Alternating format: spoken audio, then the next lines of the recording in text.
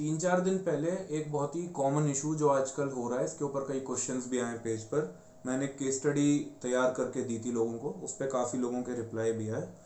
आज की वीडियो में हम उस केस स्टडी के ऊपर जानेंगे कि ऐसे केस में क्या होगा। जो केस स्टडी है वो आपकी स्क्रीन पर ये रही, एक बार आप उसे फिर से रीड कर लीजिए।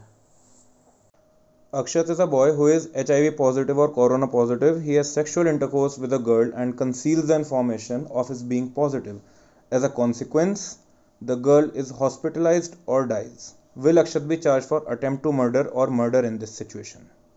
केस स्टडी में हमने देखा कि एक लड़का है, उसे ये पता है that he is corona positive और in case he is HIV positive and he has sexual intercourse with his girlfriend, जिसमें कि वो इंफॉर्मेशन ये कंसील कर लेता है। ठीक है, कंसील करना मतलब उससे ये फैक्ट छुपा लेता है, अपनी गर्लफ्रेंड को नहीं बताता है कि he is positive with a dangerous disease.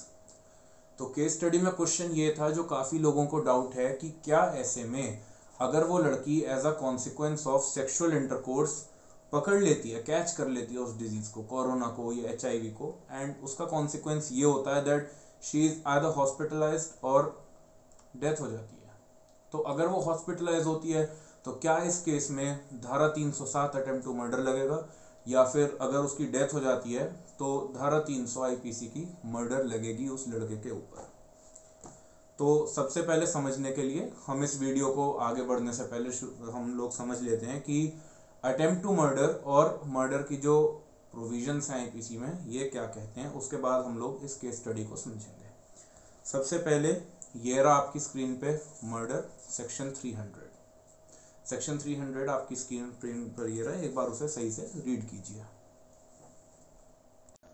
Section 300 Murder. Except in the cases hereinafter accepted, culpable homicide is murder if the act by which the death is caused is done with the intention of causing death, or secondly, if it is done with the intention of causing such bodily injury as the offender knows to be likely to cause death of a person to whom the harm is caused, or thirdly, if it is done with the intention of causing bodily injury to any person and the bodily injury intended to be inflicted is sufficient in the ordinary course of nature to cause death, or fourthly, if the person committing the act knows that it is so eminently dangerous that it must in all probability cause death or such bodily injury as is likely to cause death, and commits such act without any excuse for incurring the risk of causing death or such injury as aforesaid. 300 murder क्या कहता है। अब हम murder के provisions को एक बार check कर लेते हैं। फर्स्ट केस, जब मर्डर की धारा लगती है, हमने देखा फर्स्टली कि कल्पेबल होमिसाइड मर्डर होता है if death is caused with the intention of causing death. हमारी जो केस स्टडी है उसमें लड़के की इंटेंशन नहीं थी डेथ कॉज करने की, तो फर्स्ट प्रोविजन नहीं आएगा। सेकेंड कहता है if it is done with the intention of causing such bodily injury as the offender knows to be likely to cause death। क्या उसने कोई भी बॉडीली इंजरी कॉज करी लड़की को? नहीं, it was just a sexual intercourse, इसमें कोई बॉडीली इंजरी कॉज नहीं करी गई है। उसके बाद thirdly, if it is done with the intention of causing bodily injury to any person to be inflicted is sufficient in the ordinary course of nature to cause death. फिर से वही second का ये फर्दर एक्सप्लेनेशन है third वाले provision में। जो bodily injury cause करी गई है, क्या पहली बात तो बॉडीली इंजरी कोई कॉज ही नहीं हुई, और जो थर्ड प्रोविजन कहता है कि it is sufficient in ordinary course of nature to cause death. कुछ लोग मान सकते हैं कि अगर आप डेडली डिजीज से आप हो, पॉजिटिव हो, और उसे आप सेक्सुअल इंटरकोर्स को कर देते हो बिना बताए, कंसील करके इन्फॉर्मेशन, कुछ लोग कह सकते हैं कि ये भी is a type of bodily injury, but it is actually not in the eyes of law. तो कोई बॉडीली इंजरी की बात यहाँ पे नहीं है। Fourthly, if the person committing the act knows that it is so imminently dangerous in all probability cause death और such bodily injury is likely to cause death. फिर वही बात कि जी फोर्थ क्या कहता है मर्डर की जो प्रोविजन है, कि जो आदमी कर रहा है इस काम को अंजाम दे रहा है, इस बॉडीली इंजरी को अंजाम दे रहा है, जिसका वो पता है कि ऑर्डिनरी कोर्स ऑफ एक्शन में वो है इतनी फैटल कि उससे डेथ हो जाएगी, और वो ये रिस्क ले लेता है, तो फिर से ये पे प्रोविजन भी यहाँ पे कैंसिल हो जाता है, क्योंकि बॉडीली इंजरी हमने आइज ऑफ लॉ के अकॉर्डिंग इसे नहीं माना। तो धारा 300 हट जाती है। इसका मतलब धारा 300 मर्डर इस केस स्टडी में नहीं लगेगी। अब हम दूसरा चेक करते हैं, धारा 307 सेक्शन 307 अटेम्प्ट टू मर्डर क्या कहता है, वो आपकी स्क्रीन पर ये रहा, एक बार रीड कीजिए। Section 307 Attempt to murder.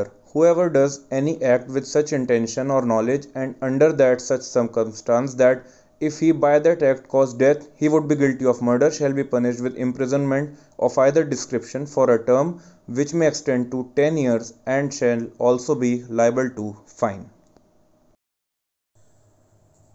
तो आपने रीड करा सेक्शन 307 क्या कहता था। अब हम एक बार सेक्शन 307 को एनालाइज करते हैं।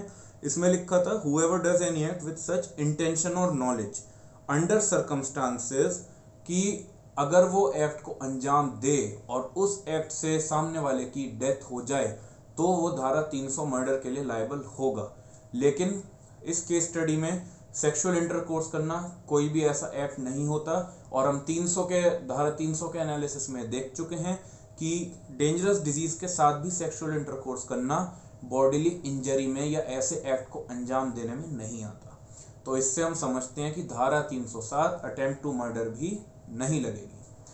अब क्वेश्चन आता है कि भाई अगर क्रिमिनल लॉ काम करता है इंटेंशन पे, ठीक है, और उस लड़के की एक तरीके से अगर आप देखेंगे तो इंटेंशन तो गलत हुई, उसने लड़की को नहीं बताया अपने पार्टनर को कि वो ऐसे कोरोना पॉजिटिव है या फिर HIV पॉजिटिव है, तो कुछ तो क्रिमिनल ऑफेंस बनता है। जी बिल्कुल बनता है, लेकिन अटेम्प्ट टू मर्डर और मर्डर नहीं बनता। क्या क्रिमिनल ऑफेंस बनता है वो अब हम जानेंगे। जो क्रिमिनल ऑफेंस इस केस में बनेगा दैट इज सेक्शन 269 और सेक्शन 270 IPC का। धारा 269 और धारा 270 बनेगी इस केस में, और उसे समझने के लिए पहले हम सेक्शन 269 को पढ़ते हैं। सेक्शन 269 आपकी स्क्रीन पे ये रहा, आप एक बार उसे रीड कीजिए। Section 269 Negligent act likely to spread infection of disease dangerous to life. Whoever unlawfully or negligently does any act which is and which be knows or has reason to believe to be likely to spread the infection of any disease dangerous to life shall be punished with imprisonment of either description for a term which may extend to 6 months or with fine or with both. तो आपने read करा section 269 को, जो कि सीधा सीधा ये कहते हैं कि कोई भी अगर अनलॉफुली या नेग्लिजेंटली, नेग्लिजेंट का मतलब बिना उसके ड्यूटी ऑफ केयर के कोई भी ऐसा एक्ट करता है जिससे कोई भी डेंजरस जो डिजीज है, कोई भी डेंजरस डिजीज है वो पब्लिक में फैल सकती है, वो पब्लिक में स्प्रेड हो सकती है, तो उस पर सेक्शन 269 लगेगा। ये आप लोगों ने रीड करा। तो इस केस में उस लड़के की नेग्लिजेंसी मानी जाएगी, क्योंकि उसे पता था कि वो कोरोना पॉजिटिव है और उसकी ड्यूटी ऑफ केयर थी, he was bound by the duty of care, कि वो अपने पार्टनर को बताए सेक्सुअल इंटरकोर्स से पहले कि मेरे को कोरोना है, मैं कोरोना पॉजिटिव हूँ। लेकिन उसने अपनी ड्यूटी ऑफ केयर एस्केप कर दी और रिस्क का एक उसने लिया आगे स्टेप, और उस नेग्लिजेंस की वजह से उस लड़की ने डेंजरस डिजीज को कैच कर लिया। तो इसलिए सेक्शन 269 इस केस में लगेगा। अब ये क्वेश्चन आता है फिर सेक्शन 270 क्या कहता है, तो सेक्शन 270 को पढ़ते हैं। सेक्शन 270 आपकी स्क्रीन पर ये रहा, एक बार। Section 270 Whoever malignantly does any act which is and which he knows or has reason to believe likely to spread the infection of any disease dangerous to life shall be punished with imprisonment of either description for term which may extend to 2 years or with fine or both. तो जैसा कि आपने section 270 read करा, malignant act likely to spread infection और disease dangerous to life. Section 269 और 270 में क्या फर्क है, केवल धागे भर का फर्क है, और वो ये है 269 में नेग्लिजेंट होता है वर्ड और सेक्शन 270 में मैलिग्नेंट होता है। सिंपल सा फर्क है।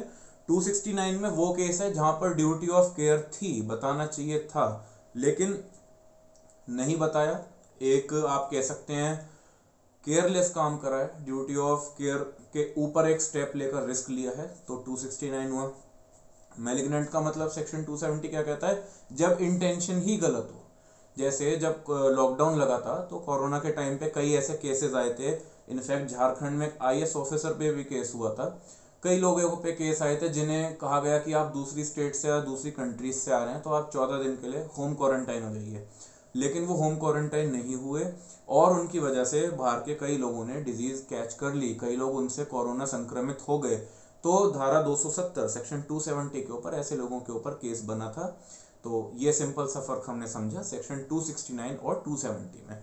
269 में नेग्लिजेंट एक्ट है, केयरलेस मान सकते हैं, और 270 में खुद की इंटेंशन है, खुद बंदा जानता है कि हाँ मेरे को ऐसी डिजीज है जो कम्युनिकेबल है, स्प्रेड होगी, पर उसके बावजूद वो जाता है और उस डिजीज को स्प्रेड करता है। तो ये था सेक्शन 270। तो आज की वीडियो में हमने छोटी सी केस स्टडी थी, इसमें हमने समझा कि अगर ऐसे केस में जो हमारी केस स्टडी थी कोई सेक्सुअल इंटरकोर्स करता है, या ये तो केवल एक सेक्सुअल इंटरकोर्स की स्टडी हो, केस स्टडी हो गई, और भी ऐसे केसेस हो सकते हैं कि किसी को पता है वो कोरोना पॉजिटिव है और वो केयरलेस होकर किसी से उसने हाथ मिला लिया, गले मिल लिया, किसी के यहाँ चला गया, ठीक है, तो भी सेक्शन 269 और 270 के अंडर उस पर केस बन सकता है। लेकिन ऐसी डिजीज के मैटर में ये अटेम्प्ट टू मर्डर, मर्डर जैसे हीनियस चार्जेस नहीं लगते। उतना ही सिंपल इनका इम्प्रिजनमेंट है। 269 जो है नेग्लिजेंट एक्ट वाली, उसमें 6 महीने तक की सजा है, 2 से 6 महीने तक की, और जो सेक्शन 270 है उसमें 2 साल तक की भी सजा हो सकती है। तो 270 क्योंकि मैलिग्नेंट वाली बात हुई है वहां पर कि इंटेंशन ही गलत है कि ये डिजीज स्प्रेड करो और अंजाम दो इस गलत चीज को, तो वहां पर 2 साल तक की भी सजा बताई गई है। तो अगर आज की वीडियो से आपको लगता है कि कुछ नॉलेज मिली और ये इंटरेस्टिंग केस स्टडी आपको समझने में आसानी हुई, तो मेरे चैनल को सब्सक्राइब कीजिए। Thank you so much.